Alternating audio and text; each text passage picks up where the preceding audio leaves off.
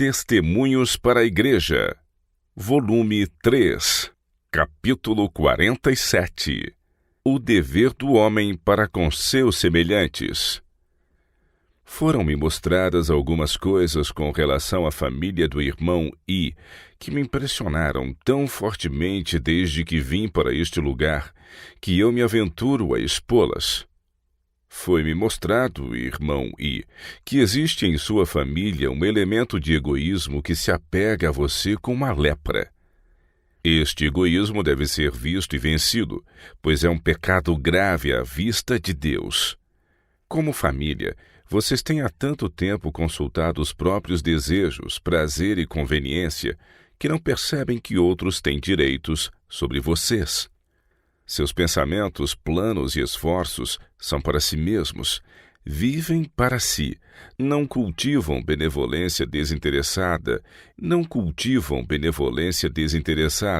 a qual, se fosse exercida, cresceria e se fortaleceria até ser um deleite viver para o bem de outros.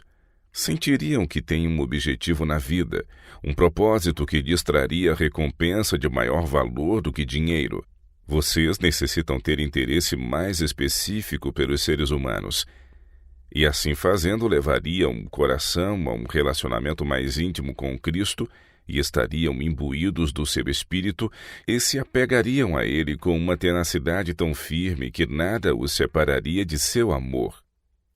Cristo é a videira viva, e se vocês são ramos dessa videira, o alimento vital que flui através dela os nutrirá, de modo que não serão estéreis ou infrutíferos. Vocês têm, como família e como indivíduos, se ligado professamente com o serviço de Cristo, e contudo são pesados nas balanças do santuário e achados em falta. Todos vocês precisam passar por uma transformação completa, antes de poderem fazer aquilo que cristãos despreendidos e devotos devem fazer.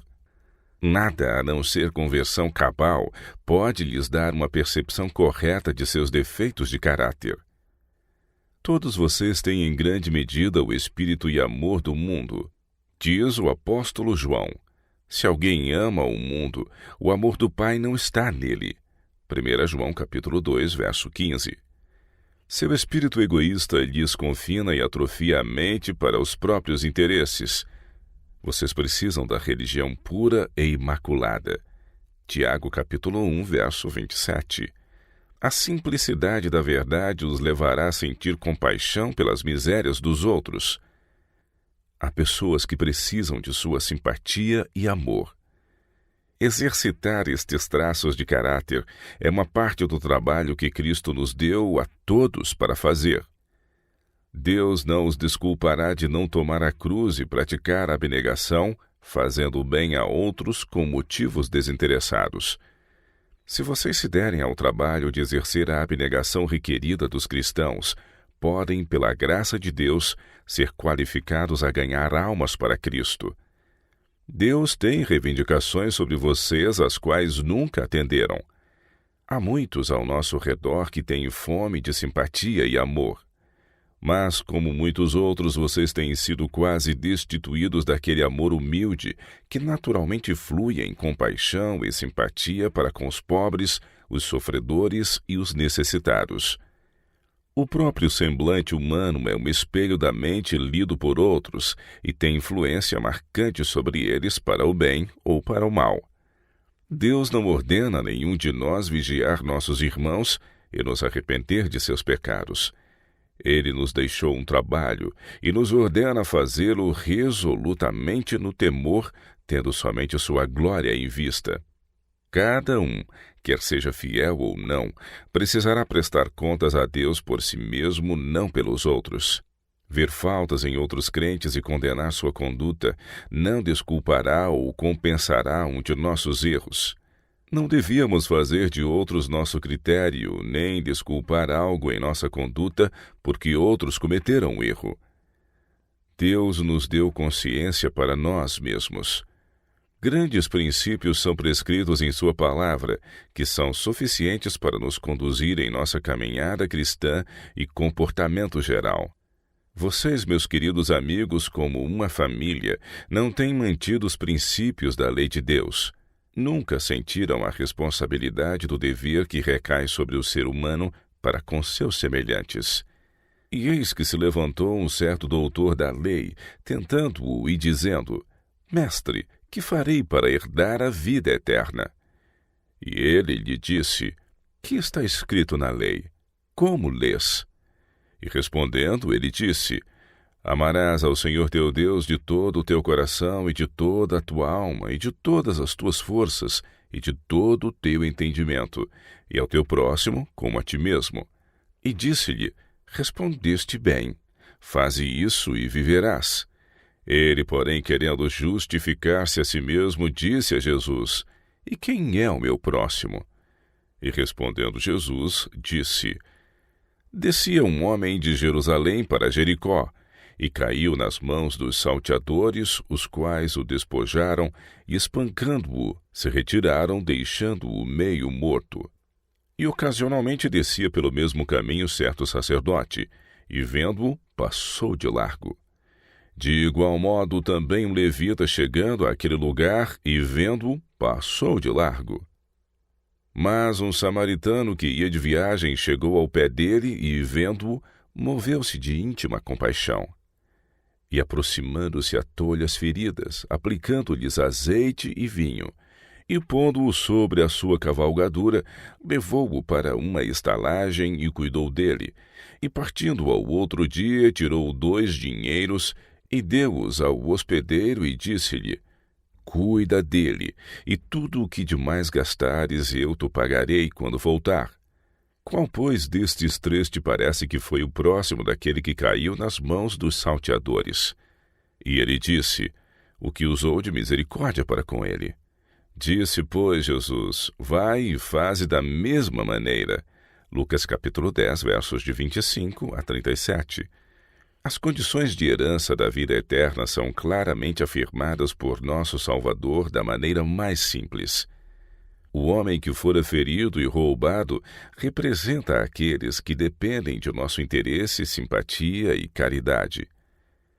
Se negligenciarmos a causa dos necessitados e desafortunados que nos vêm ao conhecimento, não importa quem sejam eles, não temos a garantia de vida eterna, pois não estaremos correspondendo aos deveres que Deus sobre nós impõe. Não nos compadecemos ou nos apiedamos da humanidade porque podem não nos compadecemos ou nos apiedamos da humanidade porque podem não ser de nossa parentela. Vocês têm sido achados transgressores do 2º grande mandamento, do qual dependem os últimos 6. Qualquer que transgredir em um só ponto se torna culpado de todos. Tiago capítulo 2, verso 10.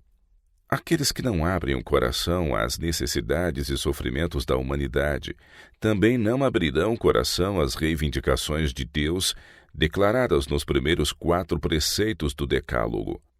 Os ídolos pedem o coração e as afeições, e Deus não é honrado e não reina supremo. Vocês, como família, têm fracassado lamentavelmente. Não são, no mais estrito sentido, guardadores dos mandamentos.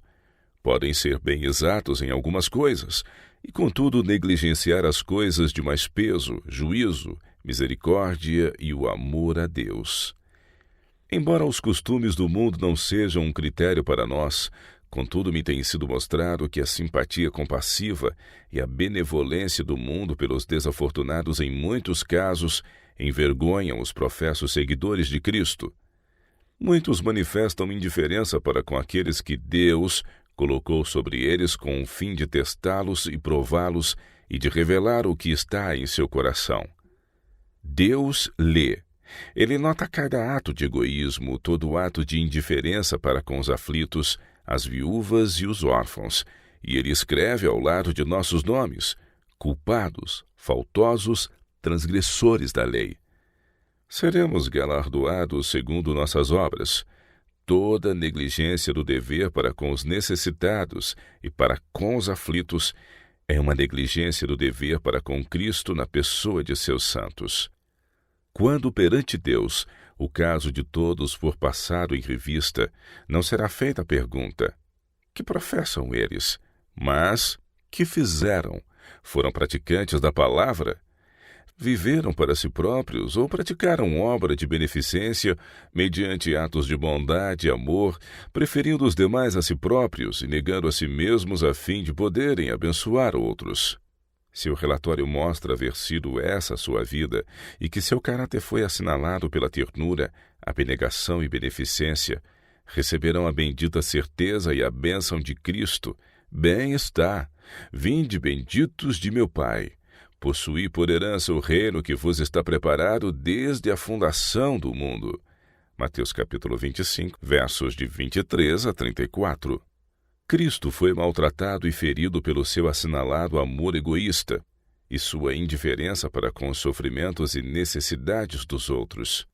Muitas vezes nossos esforços por outros podem ser desconsiderados e aparentemente perdidos. Mas isto não deve constituir-se motivo para nos mostrarmos cansados de fazer o bem. Quantas vezes não tem vindo Jesus procurar frutos nas plantas do seu cuidado e não tem encontrado senão folhas?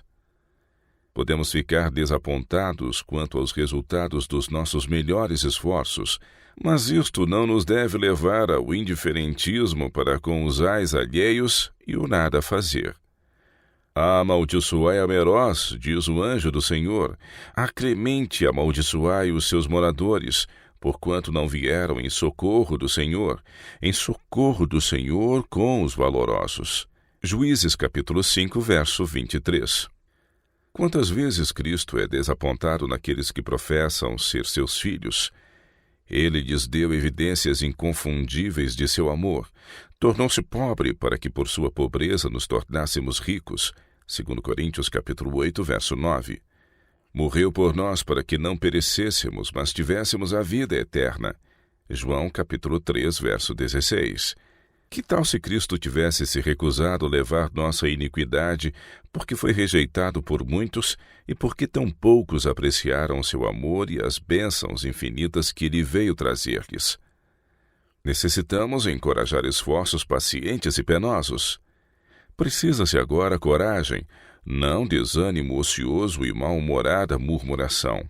Estamos neste mundo para trabalhar para nosso Mestre, e não para cuidar de nossa inclinação ou prazer, para servir e glorificar a nós mesmos.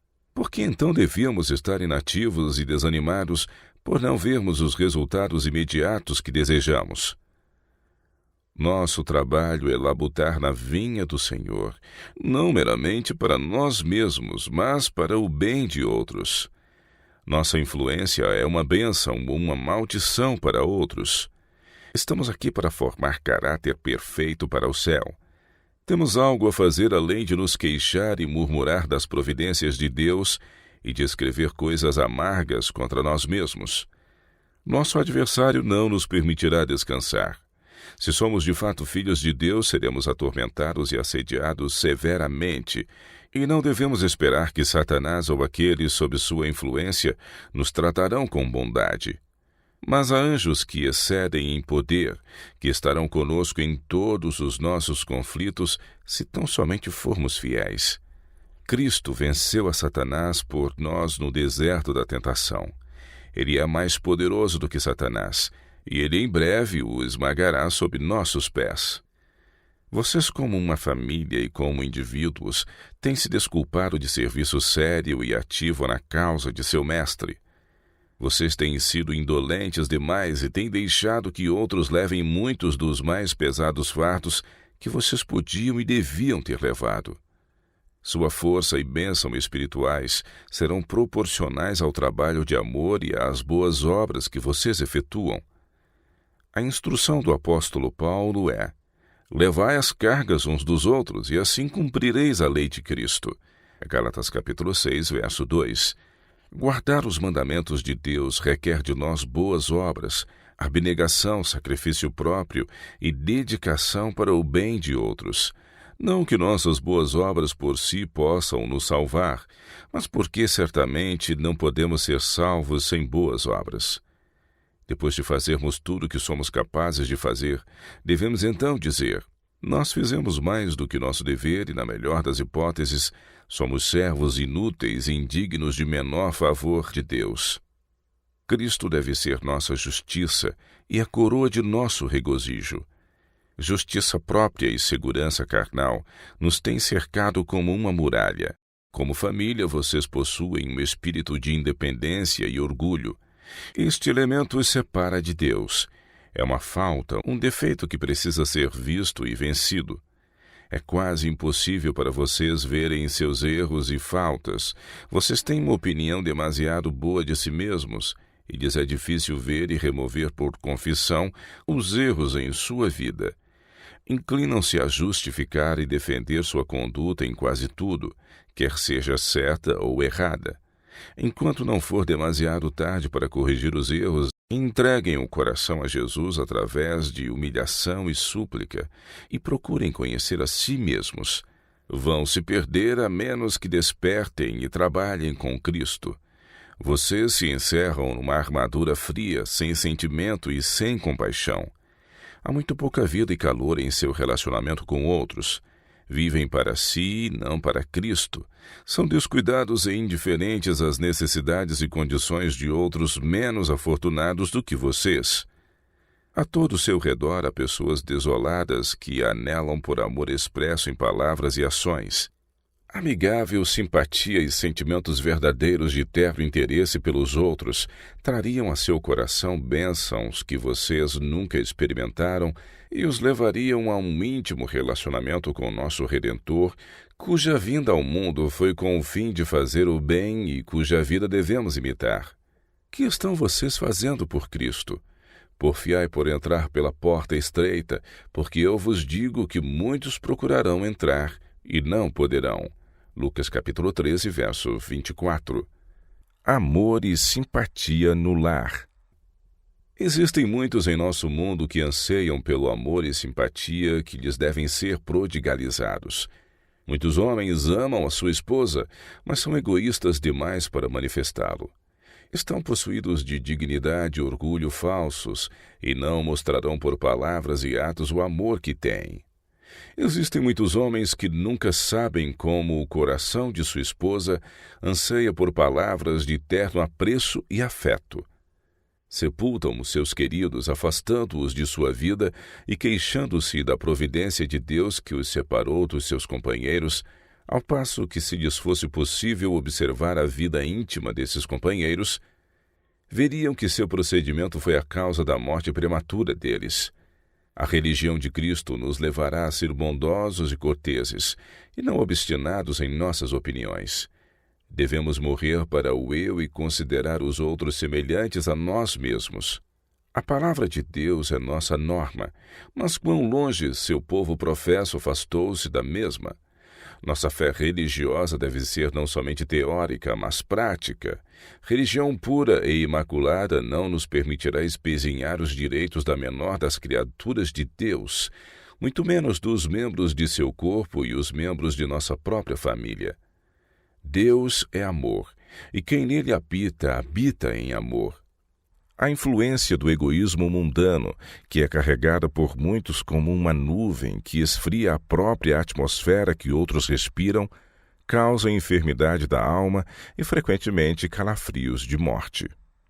Será uma grande cruz para vocês cultivarem amor puro e desprendido e desinteressar a benevolência.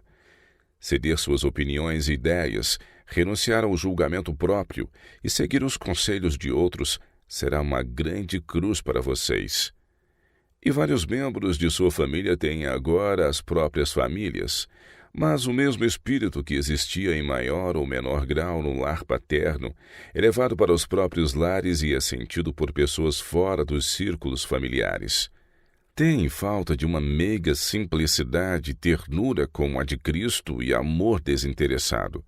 Eles têm um trabalho a fazer para vencer esses traços egoístas de caráter, a fim de serem ramos frutíferos da vinha verdadeira.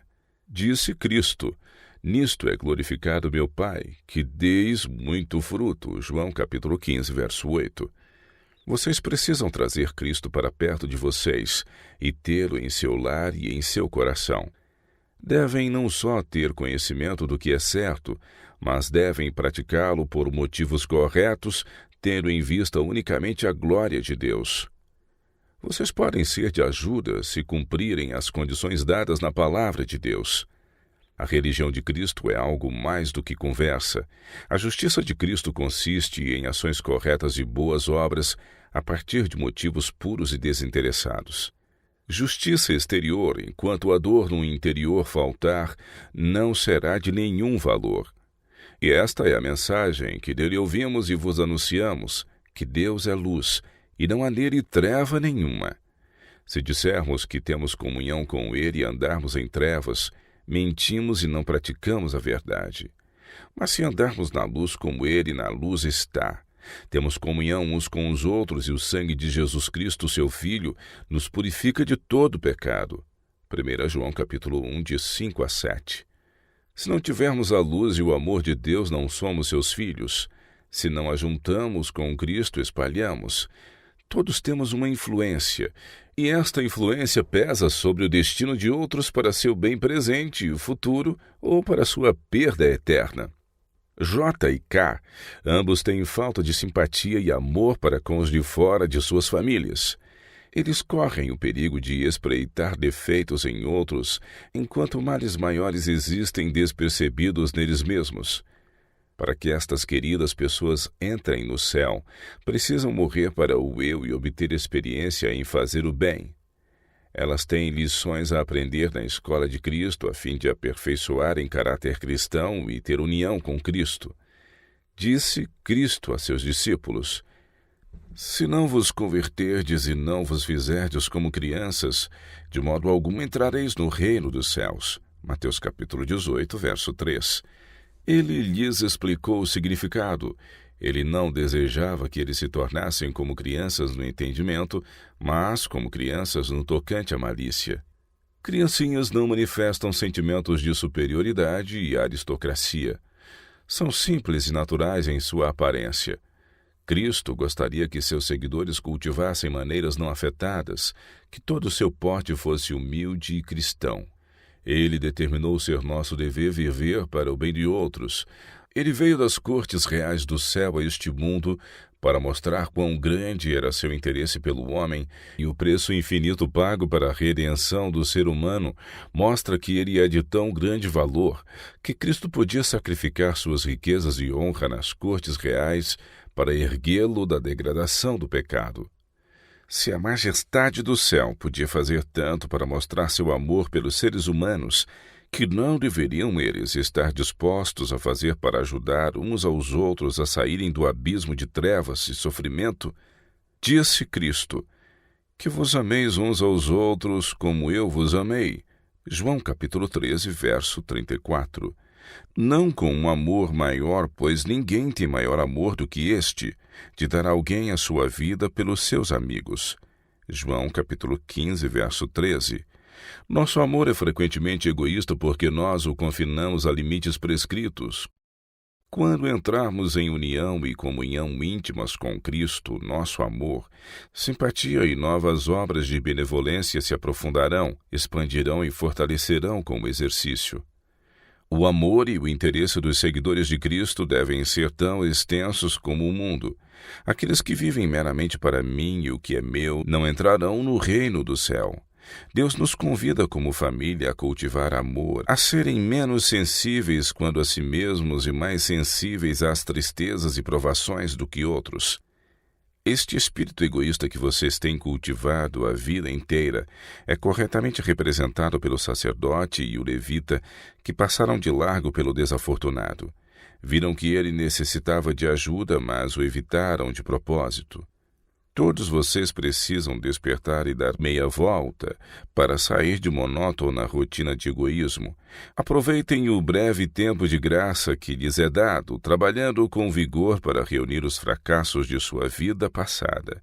Deus os colocou em um mundo de sofrimento para renová-los, para ver se serão achados dignos da dádiva da vida eterna. Por toda parte ao seu redor, há os que experimentam aflições que necessitam de palavras de simpatia, amor e bondade, bem como de nossas orações humildes e piedosas. Alguns sofrem sob a férrea mão da pobreza, outros sob enfermidades, mágoas, desalento, perturbações. Como Jó, vocês devem ser olhos para os cegos, pés para os coxos e devem interrogar sobre as causas que desconhecem e analisar com o objetivo em vista de aliviar as necessidades e ajudar exatamente onde o auxílio se fizer mais necessário. Precisamos cultivar amor à esposa, amor que encontra expressão em palavras e atos.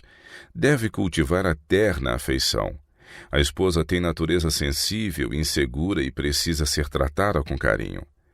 Cada palavra de ternura, cada expressão de apreço e afetuosa animação serão por ela lembrados e refluirão as bênçãos ao marido. Sua natureza insensível precisa ser levada a um último contato com Cristo, a fim de que essa dureza e fria reserva sejam subjugadas e abrandadas pelo amor divino.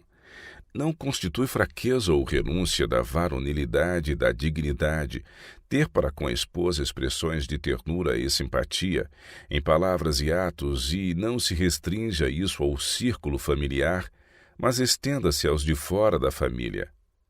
Ele tem uma obra a fazer por si mesmo que nenhum outro pode fazer por ele.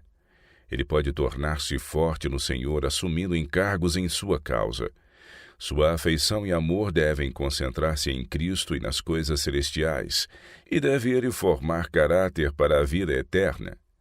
Estimada K, tem ideias muito limitadas sobre o que constitui ser uma cristã. Ela se tem libertado de fardos que Cristo carregou por ela. Não está disposta a levar sua cruz e não tem exercitado de maneira melhor a habilidade, os talentos que Deus lhe deu. Não se tornou forte em força moral e coragem, nem sentiu o peso da responsabilidade individual. Ela não gosta de sofrer repreensão por amor de Cristo, considerando a promessa: se pelo nome de Cristo sois vituperados, bem-aventurados sois, porque sobre vós repousa o Espírito. 1 Pedro capítulo 4, verso 14. Se sofrermos também com ele reinaremos, 2 Timóteo capítulo 2, verso 12. O Mestre tem uma obra para cada um fazer. Ninguém pode ficar ocioso, ninguém pode ser descuidado e egoísta e ainda aperfeiçoar um caráter cristão. Ele quer que toda a sua família abra o coração à influência benigna do seu amor e graça, para que sua compaixão pelos outros possa transbordar os limites do eu e das paredes do recinto familiar, como o samaritano fez ao pobre e estrangeiro sofredor que foi negligenciado pelo sacerdote e pelo levita, e deixando-o a perecer. Foi-me mostrado que há muitos que necessitam de nossa simpatia e conselho. E quando considerarmos que podemos passar por este mundo só uma vez, que nunca podemos voltar para reparar os erros e faltas que cometemos, quão importante que passemos por ele como devíamos. Tempos atrás foi-me mostrado o caso de Jota. Seus erros e faltas foram fielmente retratados diante dela, mas na última oportunidade que me foi dada, vi que os erros ainda existiam e que ela é fria e desamorável para com os filhos de seu marido. Correção e reprovação não são feitas por ela apenas por ofensas graves, mas também por questões triviais que deviam passar despercebidas. Buscar faltas constantemente é um erro, e o Espírito de Cristo não pode habitar em um coração onde isto exista. Ela está disposta a passar por alto o bem em suas crianças sem uma palavra de louvor, mas está sempre pronta a abrir-se em censuras se qualquer erro é visto. Isto sempre desencoraja as crianças e as leva a hábitos de negligência. Anima o mal no coração e o leva a lançar de si lodo e lama. Nas crianças que são habitualmente censuradas, nascerá o espírito de não me importa, e as más paixões frequentemente se manifestarão sem se preocupar com as consequências. Sempre que a mãe possa dizer uma palavra de elogio aos filhos por motivo de sua boa conduta, deve ela dizê-la. Deve encorajá-los por palavras de aprovação e olhares expressivos de amor. Essas serão ao coração de uma criança como a luz do sol e levarão ao cultivo do respeito próprio e ao brio de caráter. A irmã J deve cultivar amor e simpatia. Deve manifestar terna afeição pelas crianças sem mãe que estão sob seu cuidado. Isto seria para essas crianças uma bênção do amor de Deus e haveria de refluir para ela em afeição e amor. As crianças têm natureza amorável e sensível. Facilmente se sentem contentes e facilmente se sentem infelizes. Mediante disciplina gentil em palavras e atos de amor, pode a mãe unir os filhos ao seu coração. É grande erro mostrar severidade e ser muito exigente com as crianças. Firmeza uniforme e controle tranquilo são necessários na disciplina de toda a família. Diga calmamente o que pretende, haja com consideração e sem desvios, ponha em prática o que diz. Compensará manifestar afeto no convívio com seus filhos. Não os repulse por falta de simpatia em suas brincadeiras infantis, alegrias e desgostos. Nunca apresente um semblante severo, nem deixe que uma palavra áspera lhe escape dos lábios. Deus escreve todas essas palavras em seu livro de memórias. As palavras ásperas azedam o temperamento e ferem o coração das crianças, e, em alguns casos, essas feridas são difíceis de curar. As crianças são sensíveis à mínima injustiça, e algumas ficam desanimadas ao sofrê-la, e nem darão ouvidos à alta e zangada voz de comando, nem se importarão com ameaças de castigo. Muitas vezes se instala nos corações infantis a rebelião devido a uma errônea disciplina por parte dos pais. Quando houvesse sido seguida a devida orientação, elas teriam formado caráter harmônico e bom. Uma mãe que não tem perfeito domínio de si mesma não é apta para governar os filhos.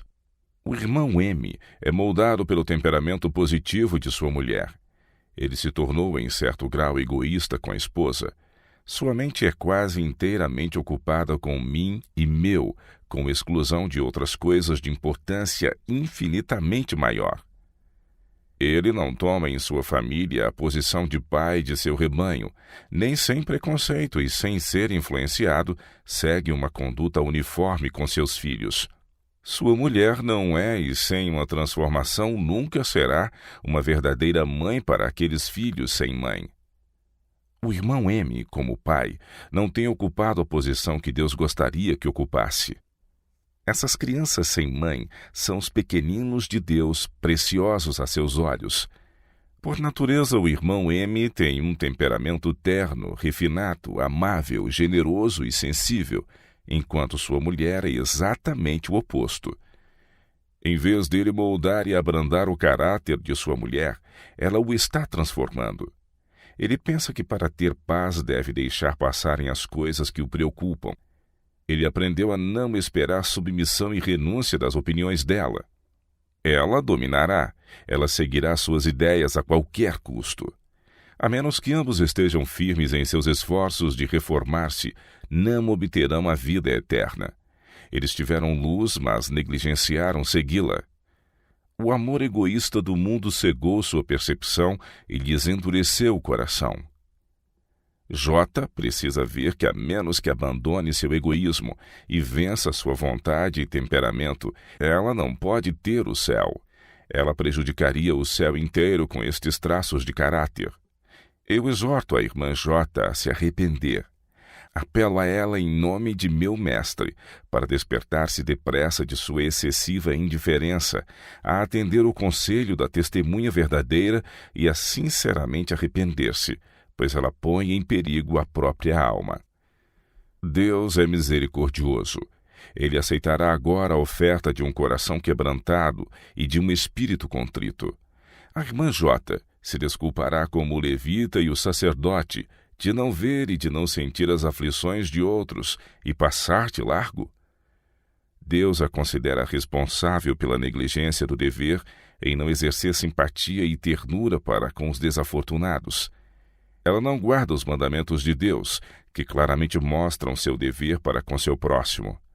Disse Cristo ao doutor da lei: faze isso e viverás. Lucas capítulo 10, verso 28. Assim, a negligência do dever para com nosso próximo resultará em nossa perda da vida eterna. Exclusivismo de família. K, pobre filha, como muitas outras, tem um trabalho a fazer do qual nunca sonhou. Ela apostatou de Deus. Seus pensamentos se concentram demasiado nela mesma e procura agradar o mundo, não por amor desinteressado pela salvação de outros, nem por procurar conduzi-los a Cristo, mas por sua falta de espiritualidade e por sua conformidade com o mundo em espírito e em obras. Ela deve morrer para o eu e obter experiência na prática do bem. Ela é fria e sem compaixão. Precisa ter esse espírito gélido e inacessível subjugado, derretido pelo brilho do sol do amor de Cristo. Ela se fecha muito em si mesma. Deus viu que ela era uma pobre planta atrofiada, não produzindo fruto algum, nada senão folhas. Seus pensamentos eram ocupados quase exclusivamente com mim e meu. Em misericórdia, ele tem estado a podar esta planta que ele ama, cortando os galhos para que as raízes se aprofundassem mais. Ele tem procurado atrair esta filha a si mesmo. Sua vida religiosa tem sido quase inteiramente sem fruto. Ela é responsável pelo talento que Deus lhe deu. Ela pode ser útil, ela pode ser uma colaboradora com Cristo se derrubar a parede de egoísmo que a tem excluído da luz e do amor de Deus. Há muitos que precisam de nossa simpatia e conselho, mas não aquele conselho que implica superioridade no doador e inferioridade no que recebe. K precisa em seu coração do suavizante e enternecedor amor de Deus. A aparência e o tom da voz devem ser modulados por atenciosa consideração e amor terno e respeitoso. Toda a aparência e todo o tom de voz que sugerem eu sou superior esfriam a atmosfera de sua presença e é mais como um gelo do que um raio de luz que dá calor. Minha irmã, sua influência é positiva. Você molda aqueles com quem se associa, ou do contrário não pode concordar com eles. Não tem a menor ideia de ser moldada pela influência de outros e de lhes submeter seu julgamento e suas opiniões. Você argumentará para justificar seu caminho, suas ideias e sua conduta. Se você convence os outros, volta-se repetidamente ao mesmo ponto. Este traço em seu caráter será valioso se dedicado a Deus e controlado por seu Santo Espírito, mas se não, provar-se-á uma maldição para você e outros. Afirmações e conselho que têm o sabor de um espírito ditatorial não são um bom fruto. Você precisa em seu coração do amor suavizante e enternecedor de Cristo, que será refletido em todos os seus atos para com sua família e para com todos que são influenciados por você. Receio muito que J não entrará no céu. Ela ama tanto o mundo e as coisas do mundo que não lhe sobra amor para Jesus. Está tão revestida de egoísmo que a luz do céu não pode penetrar as paredes escuras e frias do amor próprio e da estima própria que ela tem estado a edificar durante a vida. O amor é a chave que abre os corações, mas a preciosa planta do amor não tem sido cultivada. J cegou seus olhos há tanto tempo ao próprio egoísmo que não pode agora percebê-lo. Tem tão pouca religião prática que de coração ela pertence ao mundo e receio que este mundo seja todo o céu que ela jamais verá. Sua influência sobre seu marido não é boa. Ele é influenciado por ela e não vê a necessidade de fortificar-se pela graça de Deus com verdadeira coragem moral para estar firme pelo direito. Não só ela deixa de reconhecer e de fazer a obra que Deus requer dela, mas exerce influência dominante para segurar seu marido e amarrar suas mãos. E ela tem tido bastante êxito. Ele foi cegado. O irmão M deve considerar que Deus tem direitos sobre ele que estão acima de relacionamentos terrestres. Ele precisa do colírio, das vestes brancas e do ouro para ter um caráter simétrico e uma grandiosa entrada no reino de Deus. Nada menos que uma conversão total poderá jamais abrir o coração de sua mulher para ver seus erros e confessar suas faltas. Ela precisa fazer grandes mudanças que não fez porque não reconheceu sua verdadeira condição e não podia ver a necessidade de reforma. Longe de querer aprender do Mestre Celestial, que é manso e humilde de coração, ela considera a mansidão servilidade e modéstia humildade de espírito para estimar a outros como melhores do que ela, considera degradante e humilhante. J tem espírito positivo, imperioso, altivo e voluntarioso. Ela não vê nada particularmente desejável num espírito manso e tranquilo para que o ambicionasse. Este ornamento valioso tem tão pouco valor para ela que não consente em usá-lo. Tem com demasiada frequência um espírito de ressentimento que é oposto ao Espírito de Deus como o leste em relação ao oeste. Verdadeira gentileza é uma joia de grande valor à vista de Deus. Um espírito manso e tranquilo não estará sempre à busca de felicidade para si mesmo, mas buscará esquecimento de si mesmo e achará doce contentamento e verdadeira satisfação em fazer outros felizes. Na providência de Deus, a irmã N foi separada da família de seu pai. Embora com outros ela partilhe as características da associação de família, suportando sérias responsabilidades que a têm levado a esquecer de si mesma e lhe têm concedido interesse nas aflições de outros. Ela tem, em certa medida, aberto o coração em simpatia e amor pela família de Deus, mostrando interesse pelos outros. A obra e a causa de Deus têm atraído sua atenção. Ela tem sentido em certo grau que pobres caídos mortais formam uma grande confraternidade. Ela precisou educar-se para pensar em outros, servir a outros e esquecer o eu. E, não obstante, não tem cultivado tão completamente como deve o interesse, a simpatia e a afeição por outros que são necessários aos seguidores de Cristo. Ela precisa ter maior simpatia e menos justiça tensa e rígida.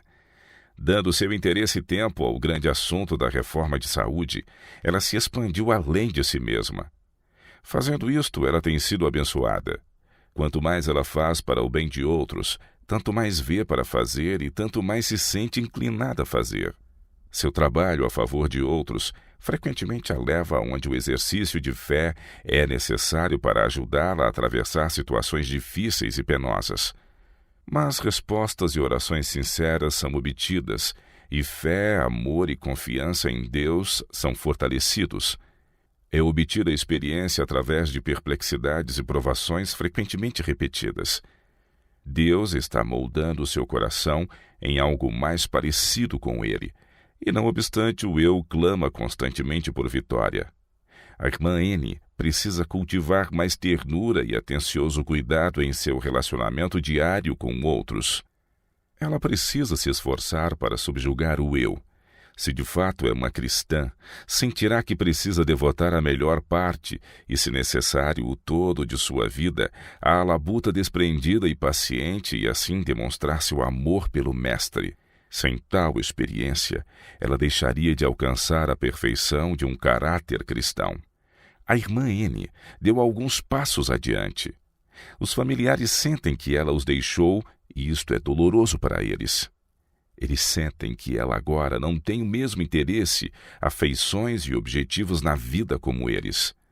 Sentem que não mais podem desfrutar como antes a companhia da irmã. Pensam que é culpa dela, que ela mudou e não tem mais afinidade com eles. A razão para esta falta de afinidade é que os sentimentos de compaixão da irmã N pelos sofrimentos alheios têm aumentado, ao passo que eles têm sido servos ociosos, não fazendo a obra que Deus lhes deu a fazer na terra. Consequentemente, eles têm regredido. A família confiou seu interesse e afeição em si mesmos e no amor do mundo. N tem sido obreira em uma boa causa. A reforma de saúde tem sido para ela um assunto de grande importância, pois a própria experiência lhe mostrou a necessidade da reforma. A família de seu pai não viu a necessidade da reforma de saúde. Não viram a parte que ela desempenha na obra final destes últimos dias porque não estavam inclinados a ver. Caíram na rotina do costume e se torna difícil o esforço exigido para sair dela. Prefeririam não ser incomodados. É uma coisa terrível enferrujar-se por inatividade. Mas esta família certamente será pesada na balança e achada em falta a menos que comecem a fazer algo. Se alguém não tem o Espírito de Cristo, esse tal não é dele. Romanos capítulo 8, verso 9. Esta é uma linguagem incisiva.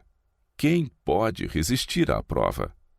A palavra de Deus é para nós uma fotografia da mente de Deus e de Cristo, também do homem caído e do homem renovado segundo a imagem de Cristo, possuindo a mente divina. Podemos comparar nossos pensamentos, sentimentos e intenções com a imagem de Cristo. Não temos comunhão com Ele a não ser que estejamos dispostos a fazer as obras de Cristo. Cristo veio para fazer a vontade de seu Pai. Estamos seguindo em seus passos? Todos que têm professado o nome de Cristo devem constantemente procurar familiaridade mais íntima com Ele, a fim de andarem como Ele andou e fazer as obras de Cristo. Devemos nos apropriar das lições de sua vida para nossa vida. Cristo se deu a si mesmo por nós, para nos remir de toda a iniquidade e purificar para si um povo seu, especial, zeloso de boas obras. Tito, capítulo 2, verso 14. Conhecemos a caridade nisto, que ele deu a sua vida por nós, e nós devemos dar a vida pelos irmãos. 1 João, capítulo 3, verso 16. Eis a obra de abnegação na qual devemos ingressar com alegria, imitando o exemplo de nosso Redentor. A vida do cristão precisa ser uma vida de conflito e sacrifício. O caminho do dever deve ser seguido, não o caminho da inclinação e escolha. Quando a família do irmão I vir a obra à sua frente e fizerem a obra que Deus lhes deixou para fazer, não estarão tão separados do irmão e irmã O e da irmã N, e daqueles que estão trabalhando em união com o Mestre. Pode levar tempo para alcançar perfeita submissão à vontade de Deus, mas nunca podemos parar aquém e sermos aptos para o céu. A verdadeira religião levará seu possuidor à perfeição. Seus pensamentos, palavras e ações, bem como seus apetites e paixões, precisam ser submetidos à vontade de Deus. Vocês precisam produzir frutos em santidade. Então serão levados a defender os pobres, os órfãos e aflitos. Farão justiça às viúvas e socorrerão os necessitados. Vocês praticarão a justiça, amarão a beneficência e andarão humildemente com Deus. Devemos deixar Cristo entrar em nosso coração e em nosso lar se queremos andar na luz. O lar deve ser tudo quanto está implícito nessa palavra. Deve ser um pequeno céu na terra, um lugar onde se cultivem as afeições, em vez de serem estudadamente reprimidas. Nossa felicidade depende do cultivo do amor, da simpatia e da verdadeira cortesia de uns para com outros. A razão por que há em nosso mundo tantos homens e mulheres de coração empedernido é que a verdadeira afeição tem sido considerada como fraqueza, sendo consequentemente desencorajada e reprimida. A melhor parte da natureza das pessoas desta classe foi pervertida e amesquinhada na infância, e a menos que os raios da luz divina derretam sua frieza e endurecido egoísmo, sua felicidade estará enterrada para sempre. Se queremos ter coração terno, como o tinha Jesus quando esteve na terra, e santificar a simpatia como a têm os anjos pelos pecadores mortais, precisamos cultivar as simpatias da infância, que são a simplicidade em si. Então seremos refinados, elevados e dirigidos por princípios celestiais. O intelecto cultivado é grande tesouro, sem porém a suavizante influência da compaixão e do amor santificado, não é ele de grande valor. Devemos ter palavras e atos de terna consideração para com os outros. Podemos manifestar 1001 pequenas atenções em palavras amigas e olhares aprazíveis que voltarão de novo para nós. Cristãos irrefletidos por sua negligência para com outros manifestam não estar em união com Cristo. É impossível estar unido a Cristo e todavia ser desamorável para com outros e esquecido de seus direitos. Muitos há que anseiam intensamente por amorosa compaixão. Deus deu a cada um de nós uma identidade particular, nossa própria, que não se pode dissolver na de outro, mas nossas características individuais serão muito menos preeminentes se na verdade pertencemos a Cristo e sua vontade for a nossa. Nossa vida deve ser consagrada ao bem e à felicidade dos outros, como foi a de nosso Salvador. Devemos esquecer-nos a nós mesmos, sempre à espreita de oportunidades, mesmo em coisas pequeninas, para mostrar gratidão pelos favores recebidos de outros e estar atentos para observar oportunidades para animar outros, confortando-os em suas tristezas e aliviando-lhes as cargas por mostras de eterna bondade e pequenos atos de amor. Essas atenciosas cortesias, que iniciando-se em nossa família, estendem-se até fora do círculo familiar, ajudam a tornar a soma da vida feliz, e a negligência desses pequeninos atos perfaz a soma das tristezas e amarguras da vida. É a obra que fazemos ou deixamos de fazer que fala com tremendo poder sobre nossa vida e destino. Deus requer de nós que aproveitemos toda a oportunidade que nos é oferecida para sermos úteis. Negligenciar isto é perigoso para nosso crescimento espiritual. Temos uma grande obra a fazer. Não passemos em ociosidade as horas preciosas que Deus nos deu, a fim de aperfeiçoarmos o caráter para o céu. Não precisamos ficar inativos ou ociosos nesta obra, pois não temos um só momento para gastar sem um propósito ou objetivo. Deus nos ajudará a vencer nossos erros se a Ele orarmos e nele crermos. Podemos ser mais do que vencedores por aquele que nos amou. Quando a breve vida neste mundo terminar e vermos como somos vistos e conhecermos como somos conhecidos, quão breves em duração e quão pequenas as coisas deste mundo vão parecer para nós em comparação com a glória do mundo melhor. Cristo nunca teria deixado as cortes reais e assumido a humanidade e se tornado pecado a favor do ser humano se não tivesse visto que o homem poderia, com sua ajuda, tornar-se infinitamente feliz e obter riquezas duráveis e uma vida que correria paralela com a vida de Deus. Ele sabia que sem sua ajuda o homem pecador não poderia obter estas coisas. Devemos ter um espírito de progresso. Precisamos nos acautelar continuamente para não ficarmos fixos em nossas opiniões, sentimentos e ações. A obra de Deus é para frente. Reformas precisam ser executadas e precisamos considerar e ajudar a mover o carro da reforma. Energia temperada com paciência e ambição e equilibrada com sabedoria é agora necessária para cada cristão. A obra de salvar almas é ainda deixada para nós, os discípulos de Cristo. Nenhum de nós é desculpado. Muitos têm se tornado anões e atrofiados em sua vida cristã por causa de inatividade. Devemos diligentemente empregar nosso tempo enquanto estamos neste mundo. Quão seriamente devemos aproveitar toda a oportunidade de fazer o bem, de trazer outros ao conhecimento da verdade. Nosso lema deve sempre ser: para a frente e para o alto, certa e constantemente para a frente o dever e a vitória. Foi-me mostrado em relação aos indivíduos mencionados, foi-me mostrado em relação aos indivíduos mencionados que Deus os ama e os salvaria se eles quisessem ser salvos do modo que Ele designou. E assentar-se-á, afinando e purificando a prata, e purificará os filhos de Levi e os afinará como ouro e como prata. Então ao Senhor trarão ofertas em justiça.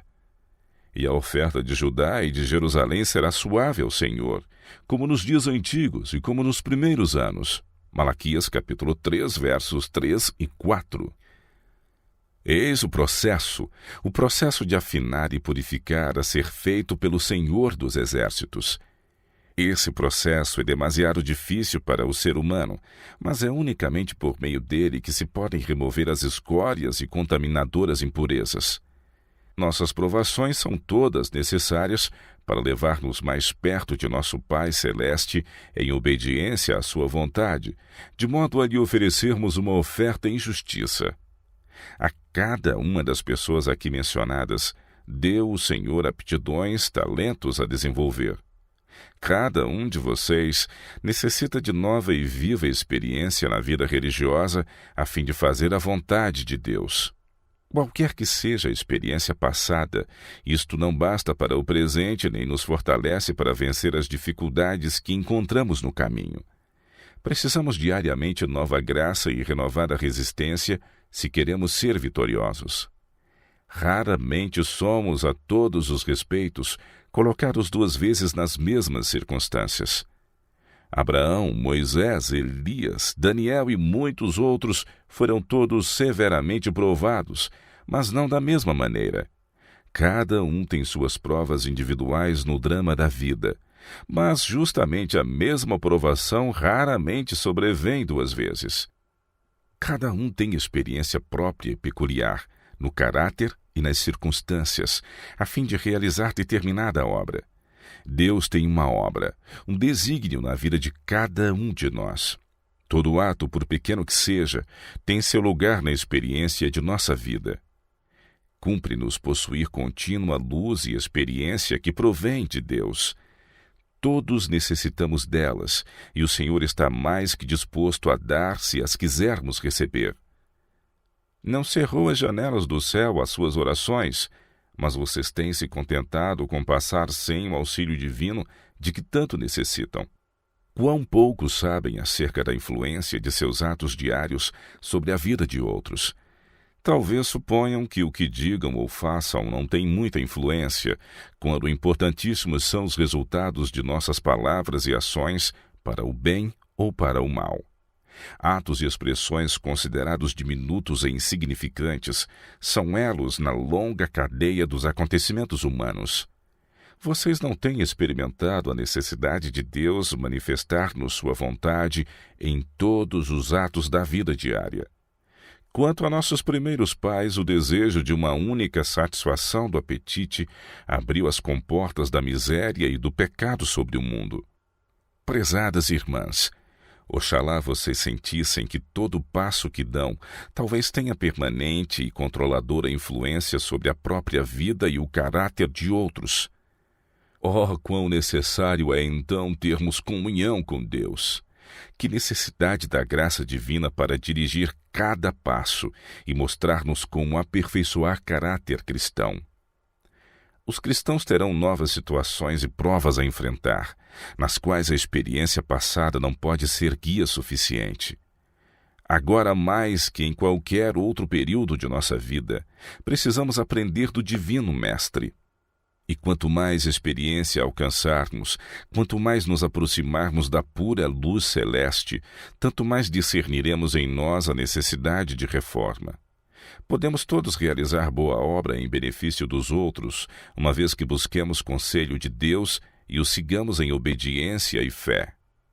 O caminho do justo é progressivo, de força em força, de graça em graça e de glória em glória. A iluminação divina aumenta mais e mais, correspondendo ao nosso movimento de avanço, habilitando-nos a fazer face às responsabilidades e emergências que se nos deparam. Quando vocês são pressionados pelas provas, quando os pensamentos são dominados por desânimo e sombria incredulidade, quando o egoísmo lhes molda as ações, vocês não veem a necessidade que têm do Senhor e de conhecimento profundo e completo de sua vontade. Não conhecem a vontade de Deus, tampouco a podem conhecer enquanto vivem para o próprio eu. Confiam em suas boas intenções e resoluções, e a maior parte da vida compõe-se de resoluções tomadas e não cumpridas. O que todos necessitam é morrer para o eu, deixar de a ele se apegar e entregar-se a Deus. De boa vontade os confortaria caso pudesse. De bom grado lhes louvaria os bons traços, os propósitos bons e as boas ações, mas Deus não quis mostrá-los a mim.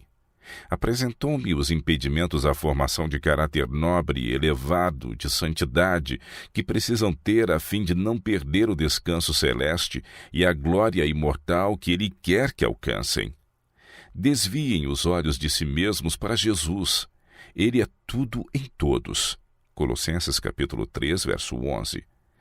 Os merecimentos do sangue de um Salvador crucificado e ressurgido serão suficientes para purificar do menor como do maior dos pecados. Com fé confiante, entreguem a guarda de sua alma a Deus como um fiel Criador. Não estejam em constante temor e apreensão de que Deus os abandone.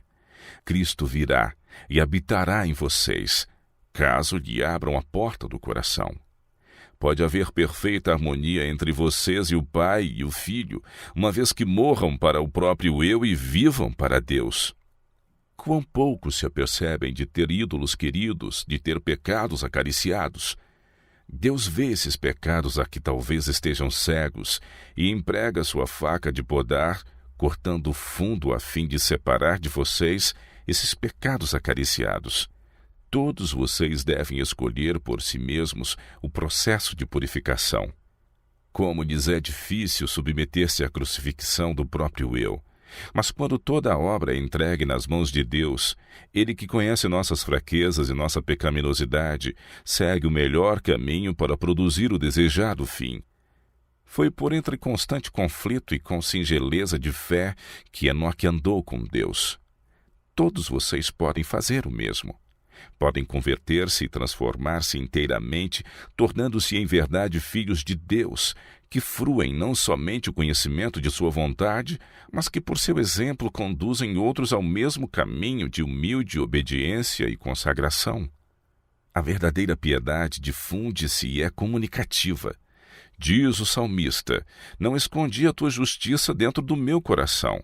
Apregoei a tua fidelidade e a tua salvação, não escondi da grande congregação a tua benignidade e a tua verdade. Salmos 40, verso 10. Onde quer que se encontre o amor de Deus, há sempre um desejo de exprimi-lo. Que Deus ajude todos a fazer diligentes esforços para ganhar a vida eterna, para conduzir outros ao caminho da santidade.